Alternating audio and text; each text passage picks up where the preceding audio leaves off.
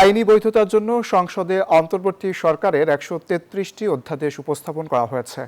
ত্রয়োদশ জাতীয় সংসদের প্রথম অধিবেশনের প্রথম দিনেই এই অধ্যাদেশগুলো উপস্থাপন করা হয়। আইনমন্ত্রী মোহাম্মদ আসাদুজ্জামান ১৩৩টি অধ্যাদেশ উপস্থাপন করেন।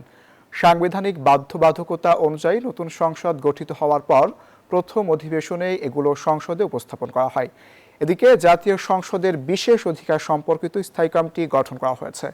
বৃহস্পতিবার ত্রয়োদশ জাতীয় সংসদের প্রথম অধিবেশনে এ কমিটি প্রস্তাব করেন স্পিকার হাফিজ উদ্দিন আহমেদ। পরে তা কণ্ঠভোটে পাশ হয়। কুমিল্লা উন্নয়ন কর্তৃপক্ষ অধ্যাদেশ ২০২৬, নারায়ণগঞ্জ উন্নয়ন কর্তৃপক্ষ অধ্যাদেশ ২০২৬, negotiable instruments act amendment ordinance 2026, Bangladesh house building finance corporation amendment ordinance 2026 এবং বাংলাদেশ বন শিল্প উন্নয়ন কর্পোরেশন অধ্যাদেশ 2026। Bashundhara public school and college 2026 শিক্ষাবর্ষে ভর্তি চলছে। আপনার সামনে উপস্থাপন করা হলো মাননীয় স্পিকার।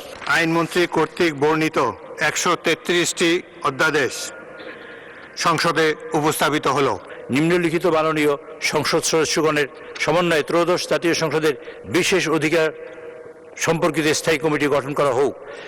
এই কমিটির সদস্যবৃন্দ হলেন মাননীয় স্পিকার জনাব হাফিজ উদ্দিন আহমেদ, ভোলা ৩, তিনি সভাপতি জনাব তারেক রহমান ১৯০, ঢাকা ১৭ সদস্য জনাব মোহাম্মদ শফিকুর রহমান ১৮৮, ঢাকা ১৫ সদস্য,